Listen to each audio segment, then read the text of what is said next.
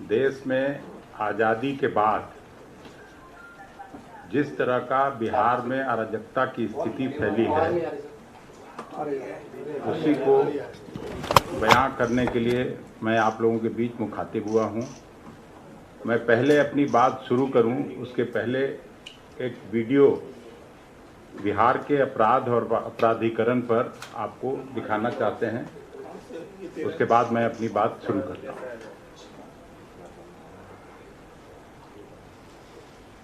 1.5 घंटा से पुलिस को कोई इंफॉर्मेशन नहीं है। यहाँ 1:30 बजे 11:30 बजे यहाँ गोली मारा गया है। बगल में आपका थाना है और जो आदमी उसके बाद 10 मिनट बाद यहाँ पहुंचे हैं, यहाँ से जिप्सी क्रॉस की, उसको भी नहीं पता कि हमारे एरिया में क्या रखा है। 12 बजे हमने आपको पुलिस कंट्रोल रूम में मैसेज दिया, उसके बाद मैदान थाना के लोग अभी तक नहीं पहुंचे थे। 11:35 में वहाँ पर 1:35 में पहुंचा है गांधी मैदान थाना। आपने मेडिकल वाले गश्ती दल वाले हमको तो गलत मिल गया एड्रेस। मेरी व्हाट्सएप कानून यही कहता है, अगर कानून कहेगा तो सर हम लोग कुछ नहीं कराएंगे तो जाम करके बैठ जाएंगे पूरा प्रशासन पट्टा का। कोई आम पब्लिक नहीं है सर। 1.5 घंटा से किसी पटना में लोकल पुलिस को गांधी मैदान के सामने हत्या हो जाती है और 1.5 घंटा की पटना पुलिस क्या करती रहती है, हमको ये नहीं समझ में आता। हाँ, सारे गश्ती दल वालों का काम है रात को छूटे रोको, डिग्गी दिखाओ, लाइसेंस दिखाओ, 6 बजे चेकिंग दिखाओ। मोबाइल पूरा फोटो खींचेगा, लाइए 5,000 रुपया वाली की किस तरह से यहाँ पर गुंडागर्दी पटना की सड़कों पर देखने को मिली है। स्कॉर्पियो ने 3 पुलिसकर्मियों को रौंदा। कानून के रखवालों की सुरक्षा के चिथड़े उड़ाते हुए ये बेखौफ अपराधी दरअसल बिहार में एनडीए के गुंडा राज का जीता जागता उदाहरण है। कहीं पुलिस की उंगलियां तोड़ी जा रही हैं, कहीं उनकी छाती पर थार चढ़ा दिया जा रहा है, तो कहीं तेज रफ्तार गाड़ी से उनके पर खच्चे उड़ा दिए जा रहे हैं। पटना के बीचों बीच बोरिंग रोड में पिस्टल लहराकर ताबड़तोड़ फायरिंग हो रही है। एडीजी बस खदेड़ कर रह जा रहे हैं और तो और सुपर सीएम के घर के बाहर ठाए ठाए गोलियां चल रही हैं। एडीजी खुद इस बात को मान रहे हैं कि 2020 और 2021 में 340 बार पुलिस पर हमला हुआ था। वो करीब 340 के पास हुई थी, लेकिन 2022 में ये घटनाएं बढ़कर 450 के ऊपर हो चुकी है।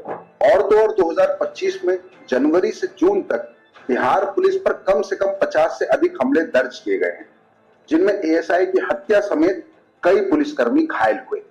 इसे बिहार का दुर्भाग्य ही मानिए कि पटना से महज 22 किलोमीटर दूर नौबतपुर में व्यापारी पूरे दिन बाजार से इसलिए बंद रखते हैं क्योंकि वो रंगदारी और बढ़ते अपराध से त्रस्त है और पुलिस अपराधियों और माफियाओं से यारी कर बैठी है। शराबबंदी और आजादी के बाद अब तक की सबसे भीषण बेरोजगारी ने बिहार में अपराध को एक समानांतर रोजगार का रूप दे दिया है। यकीन मानिए, एनडीए के गुंडा राज में न बिहार सुरक्षित है और न बिहार में आपकी जान। धन्यवाद। तो आपने देखा बिहार में गोलियां उगलता एनडीए राज अर्थात गुंडा राज। एक समय था जब पूरा बिहार शांति, सद्भाव, ज्ञान और तप की स्थली के रूप में जाना जाता था, जो आज गुंडों द्वारा गोलियों की आग उगलती जा रही है। अभी आपने देखा एडीजे लॉ एंड ऑर्डर कहते हुए सुनाई देते हैं कि पुलिस पर बढ़ते हुए हमले चिंता का विषय है। दूसरी ओर एडीजी लॉ एंड ऑर्डर की मौजूदगी में बिहार की राजधानी पटना में मुख्यमंत्री आवास के नज़दीक नेता प्रतिपक्ष श्री तेजस्वी प्रसाद यादव जी के आवास के पास गोलियां चलाते हुए अपराधी निकल जाते हैं और अपराधी पकड़ से बाहर हैं। आज नाबालिग बच्चियों के साथ लगातार बलात्कार होता है, गैंगवार होता है, पुलिस वालों को सरेआम मौत के घाट उतार दिया जाता है। अकेले अगर राजधानी पटना की बात करें तो इसी साल केवल 116 हत्या, 41 बलात्कार हुए हैं। तो सोचिए पूरे बिहार का क्या स्थिति होगा, इसका आकलन आप लोग कर सकते हैं। बीते वर्ष पुलिस मुख्यालय की ओर से जारी आंकड़ों में खुलासा जो हुआ है, 151 दिनों में पुलिस पर 1297 बार हमले हुए हैं। एनसीआरबी के आंकड़ों के अनुसार जहां वर्ष 2005 में बिहार में कुल अपराध 1,07,664 हुए थे, वहीं 2022 में यह संख्या बढ़कर 3,47,835 हो गई, यानी 323% की वृद्धि हुई।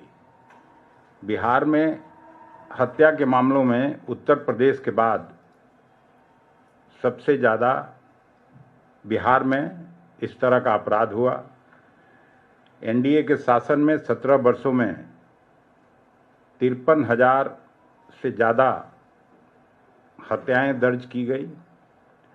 हत्या के प्रयास के मामले में भी बिहार पूरे देश में दूसरे नंबर पर है और कुल 98,169 घटनाएं हुई, जो 262% की वृद्धि दर्शाती है।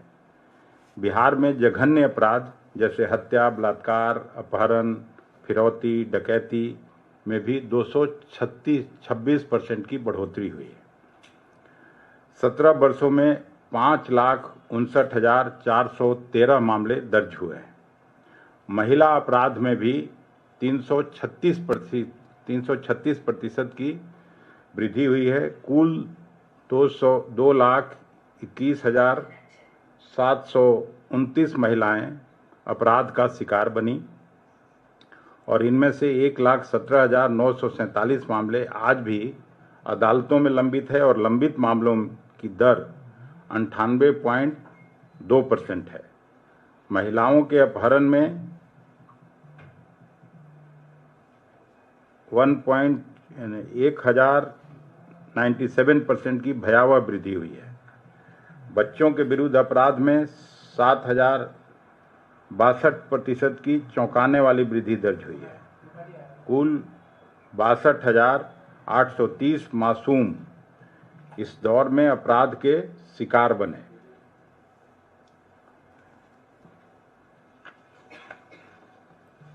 दलित उत्पीड़न के मामले में बिहार उत्तर प्रदेश के बाद फिर दूसरे नंबर पर है। तो आज जो मैं आपके बीच उपस्थित हुआ हूं, बीते रात गोपाल खेमका, एक प्रतिष्ठित व्यापारी जिनका पटना में एक हॉस्पिटल था, जो हमेशा लोगों की जान बचाने का काम करते थे, मगध हॉस्पिटल के नाम से राजेंद्र नगर में उनका हॉस्पिटल था, और भी कई बिजनेस व्यवसाय, और पटना के नामी गिरामी प्रतिष्ठित व्यवसायी थे। सामाजिक कार्यों में भी उनकी रुचि रहती थी।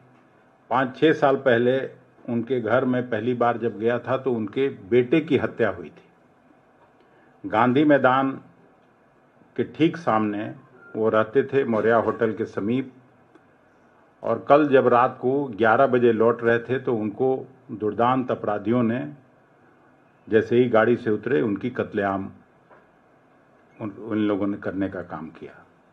वहीं पे एसएसपी साहब रहते हैं, पूरा पुलिस महकमा रहता है, और इस तरह की जब हत्या होने लगे, खास करके बोरिंग रोड में अभी 10 दिन पहले वहाँ लगातार गोलियां चली, हत्या हुई, और जिसका आंकड़ा मैंने आपको दिया। 3 दिन पहले सिवान के मलमलिया में 3-4 लोगों की हत्या हुई, और कोई ऐसा जिला नहीं है जहां पर रोज हत्याएं नहीं हो रही हैं। और अब ये ऊपर चला गया है। बिहार की जनता, जो नौकरी पेशा लोग हैं, जो छात्र नौजवान लोग पटना शहर में रहते हैं या बिहार के दूर दराज के इलाके में रहते हैं, उनको भगवान भरोसे छोड़ दिया गया है। और ये तब जब ज़्यादा होता है जब भारतीय जनता पार्टी के साथ नीतीश जी का गठजोड़ होता है। उस समय हत्या, बलात्कार और बच्चों के साथ जो अन्याय होता है वो ज़्यादा बढ़ता है। हम आज यहाँ से मांग करते हैं राज्यपाल जी के हस्तक्षेप का। राज्यपाल जी को तुरंत हस्तक्षेप करना चाहिए। बिहार ऐसी त्रासदी के दौर से गुजर रहा है कि उनको सरकार पर दबाव डाल के और केवल हत्या, अपहरण और ये जो गुंडा राज है एनडीए सरकार का, उस पे विधानसभा का सत्र बुलाएं। दूसरी तरफ जो एसआईआर वहाँ करने का फैसला इलेक्शन कमीशन ने किया है, अभी हम लोग मिले भी थे 11 पार्टियों के लोग, उस पर कोई कार्रवाई नहीं हो रही है। 2 करोड़ मतदाताओं को मतदाता सूची से बाहर करने का जो एक साजिश हो रहा है और लोगों को वहाँ एक सोची समझी साजिश के तहत भारतीय जनता पार्टी को जो चुनाव जीतने का तिकड़म है, इलेक्शन कमीशन उनके इशारे पर काम जो कर रहा है, उसके लिए कम से कम 2 दिन का विधानसभा का सत्र राज्यपाल जी बुलवाएं सरकार को पर दबाव डाल के, ताकि इस पे चर्चा हो सके और लोगों के जान माल की सुरक्षा हो सके। इसी बात के लिए मैं आपसे आज बात करना चाहता था और हम लोगों की, खास करके कांग्रेस पार्टी की स्पष्ट मांग है कि सरकार को चाहिए कि 2 दिन का सत्र बुला के और इस पे चर्चा करे और इसका सॉल्यूशन निकाले। धन्यवाद। इसके मुतल्लिक कोई सवाल हो तो पूछ लिया जाए। राज्यपाल से हस्तक्षेप की मांग, मतलब किस तरह की हस्तक्षेप की मांग कर रहे हैं? राष्ट्रपति शासन वगैरह डिमांड कर रहे थे? नहीं, राष्ट्रपति शासन हम नहीं डिमांड कर रहे हैं। ये जो गुंडा राज स्थापित हो गया है बिहार में, और जिस तरह से पटना की राजधानी में मतलब गोपाल खेमका को गोली लगी, उनकी हत्या हो गई, लेकिन ये तो सीधा सरकार के सीने पर हमला है गुंडों के द्वारा। और ये केवल पहली घटना नहीं है, ये लगातार, जिसका आंकड़ा मैंने आपके सामने दिया, तो विधानसभा का स्पेशल सत्र बुला के एसआईआर पर और इस पे चर्चा करानी चाहिए और इसका समाधान निकलना चाहिए। शासन प्रशासन में जो जिम्मेवार लोग हैं उनको भी दंडित किया जाना चाहिए। अखिलेश जी, एक सवाल इधर से है। आप लोगों ने 11 सियासी दलों ने आप कांग्रेस के साथ चुनाव आयोग से आप लोगों ने मुलाकात की, घंटों की बातचीत हुई एसआईआर को लेके, और उसके बाद आप संतुष्ट नहीं हुए। आप लोगों ने कहा कि हमको जो जवाब चाहिए था वो जवाब मिल नहीं पाया है। उसी की बात तो कर रहे हैं जी। तब सवाल ये उठता है कि क्या आगे आप लोग सुप्रीम कोर्ट का भी रुख कर सकते हैं? क्या सुप्रीम कोर्ट जाना ही आप लोगों के लिए क्या आखिरी रास्ता बचा हुआ है? नहीं, अभी तो हम लोग वेट कर रहे हैं कि इलेक्शन कमिश्नर्स में गुड सेंस प्रिवेल करे और इस ज्यादती से बिहार को बचाया जा सके, लोगों के साथ नाइंसाफ़ी रोका जा सके। हम लोग इंतजार कर रहे हैं, नहीं तो अंत में तो न्याय के लिए हम लोग जाएंगे, सड़क पर लड़ेंगे, न्यायालय में लड़ेंगे। ऐसा कैसे हो सकता है कि जिस तरह से चाहे उस तरह से इलेक्शन करा ले? फ्री एंड फेयर पोल कराना इलेक्शन कमीशन की जिम्मेवारी है, न कि जो इलेक्शन में जिनको वोट देना है उनको वोट के अधिकार से वंचित करें। एसआईआर बंद करवाना चाहते हैं या ये चाहते हैं कि कम कागजात दिए? नहीं, एसआईआर ये 25 दिन में ह्यूमनली इम्पॉसिबल है। हमने बार बार कहा है, आप लोग जब भी इस तरह का सवाल उठाए हैं कि 2003 में इस तरह का हुआ था एसआईआर, और उस समय 1 साल लोकसभा का चुनाव दूर था, 2 साल बिहार विधानसभा का चुनाव दूर था, तो 25 दिन में ये कहाँ से पॉसिबल है कि 8 करोड़ मतदाताओं का सबसे सर्टिफिकेट, मेरे जैसा हम एमपी हैं, 2 दशक हो जाएगा ये कार्यकाल पूरा करेंगे तो लोकसभा मतलब पार्लियामेंट में होते हुए। पहले तो आधार कार्ड बनाया गया, सबसे महत्वपूर्ण कागज, अब आधार कार्ड हम लोगों के लिए हो गया। अब इसमें आधार कार्ड के आधार पर भी आप वोट नहीं दे सकते हैं। तो जितने तरह के सर्टिफिकेट का मांग करें उसमें तो मैं भी शायद वोटर लिस्ट से बाहर हो जाऊं। ये जिस तरह का नया इलेक्शन कमिश्नर लोग आए हैं, तो जिस तरह का रुख अख्तियार कर रहे हैं, तो उसमें तो हम लोग सब बाहर हो जाएंगे सर। और 25 दिन के अंदर जो नौकरी पेशा लोग हैं, जो मजदूरी करने के लिए दूसरे राज्यों में आ रहा है, वो बार बार वहाँ जाएगा, अपना सर्टिफिकेट दिखाए कि अपना काम करे। धन्यवाद। सर, आपने राज्यपाल से यहाँ पे मांग करी है कि वो विशेष सत्र बुलाए और वहाँ पे चर्चा हो, तो क्या इंडिया गठबंधन की तमाम जो दल हैं वो राज्यपाल से मिलने जाएंगे? इस पूरे मामले को लेकर आप लोग समय मांगेंगे, मुलाकात करेंगे राज्यपाल से? तो यहाँ की बात भी तो राज्यपाल जी तक पहुंची जाएगी आप लोगों के माध्यम से। नहीं, आपने यहाँ से मांग की है, जरूरत पड़ी लेकिन तो जिस तरह से इलेक्शन कमिश्नर से हम लोग मिलने आए वहां भी मिलेंगे। न्यायालय भी जाने का रास्ता है हम लोगों के पास, सड़क पर भी प्रदर्शन करने का रास्ता है। वो सब जो लोकतंत्र में हम लोगों का अधिकार है उसका उपयोग करेंगे। सर मेरा सवाल ये है कि 14 जून को ही तमाम जो महकमा था उसमें फेरबदल हुआ था और उसके बावजूद अभी जो गोपाल खेमका के परिवार ने आरोप लगाया कि 1.5 से 2 घंटे तक पुलिस नहीं पहुंची। ये सच्चाई है, वही तो बोला, मैं पहले भी बोला कि पूरे बिहार की जनता को भगवान भरोसे छोड़ दिया गया है। वहाँ शासन प्रशासन नाम की कोई चीज़ नहीं है और नीतीश जी जिस हालत में हैं उनको भारतीय जनता पार्टी का जो नेतृत्व है वो उनको कठपुतली बना के रखा है, उनका कुछ नहीं चल रहा है। मैं साफ तौर पर ये कहना चाहता हूँ। धन्यवाद। अखिलेश जी मेरा सवाल ये है कि आपके ठीक पीछे जो पोस्टर है बिहार में और गुंडा राज आपने तुलना की है, और बिहार में पिछली सरकार जंगल राज ये नारा रहता था। अब जब चुनाव ज़्यादा दूर नहीं है, एक बड़ा मुद्दा क्या ये बनेगा कानून व्यवस्था के नज़रिए से?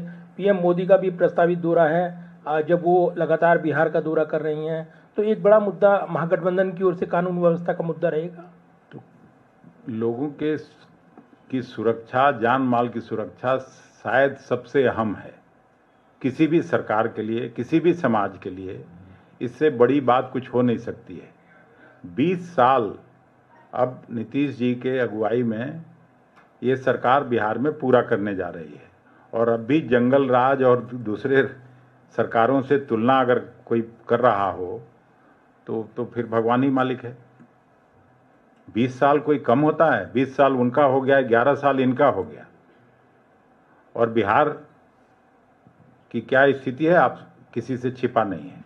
आज हम लोग इस गुंडा राज पर ही बात करने के लिए आपसे आए। सर, ये जो खेमका जी की हत्या हुई है उसमें आप लोग की मांग है, एक तो आप लोग मांग करें कि राज्यपाल हस्तक्षेप करे, लेकिन जो जांच अब तक गठित की गई है उससे आप लोग संतुष्ट हैं या किसी के खिलाफ कार्रवाई की भी मांग करे पुलिस प्रशासन? इस तरह का कागजी कार्रवाई तो हर हत्या में, हर बड़े घटना में होता है, लेकिन जब तक आमूल चूल परिवर्तन नहीं होगा शासन में, प्रशासन करने के तौर तरीके में, नीतीश जी को जिस तरह से बांध के रखा गया है भारतीय जनता पार्टी के लोगों के द्वारा, उसमें कहाँ से संभव है?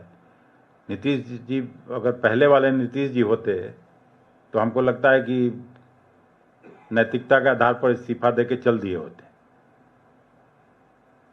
लेकिन उनको एक कठपुतली बना के चलाया जा रहा है। एक सवाल है एसआईआर से, क्योंकि एक एसआईआर से पूर्व मुख्य चुनाव आयुक्त हैं एसवाई कुरैशी, उन्होंने ये जो प्रक्रिया एसआईआर की उस पर सवाल खड़ा किया है, लेकिन उन्होंने उसी लेख में लिखा आर्टिकल में कि जो दस्तावेज जमा करने की अंतिम तारीख है, कई सवाल खड़े के पूरी प्रक्रिया पे जो टाइमिंग है, लेकिन उन्होंने एक सुझाव दिया कि दस्तावेज जमा करने की अंतिम जो तिथि है उसको बढ़ाना चाहिए चुनाव आयोग को। क्या इस सुझाव पे आप लोग सहमत होंगे? कल एक बड़ा लेख मैंने इंडियन एक्सप्रेस में भी देखा, आप लोग भी पढ़े होंगे। ये ह्यूमनली इम्पॉसिबल है इतने कम समय में, इसलिए इसको तुरंत मुझे लगता है कि वापस करना चाहिए। सही समय पर चुनाव होना है तो ये हो नहीं सकता है।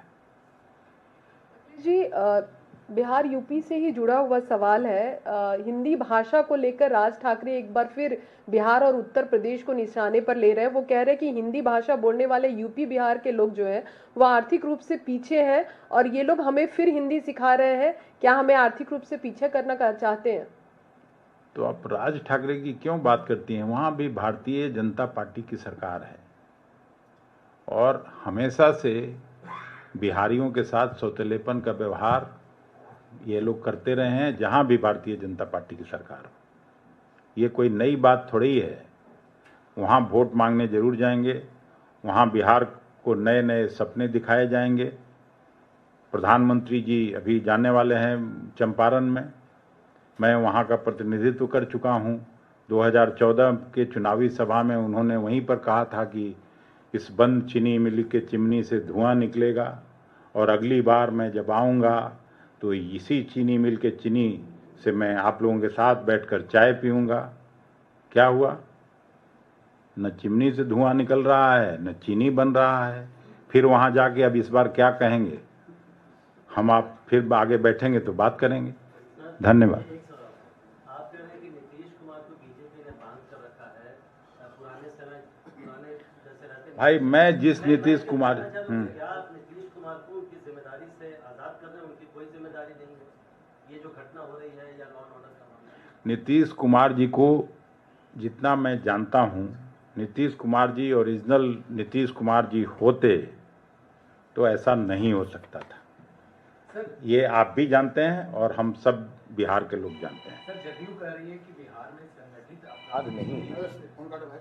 जदयू कर रही है कि बिहार में संगठित अपराध नहीं है, यहाँ पर फ्रैक्शंस में क्राइम्स हो रहे हैं। तो इस व्याख्या से बिहार के लोग खुश होंगे कि संगठित अपराध नहीं है। और संगठित अपराध नहीं है तो ये क्या है? जो सिवान की घटना हुई उसके बारे में आप पता करिए ना। 3-4 लोगों की हत्या हुई है 2 दिन पहले मलमलिया के पास। तो संगठित अपराध नहीं है तो ये क्या है? और कहाँ पे? मुजफ्फरपुर में कितने लोग शिकार हुए, गया में, भागलपुर में, बांका में। लगातार अपराध जिस तरह से बढ़ रहा है हमने तो नहीं देखा कभी।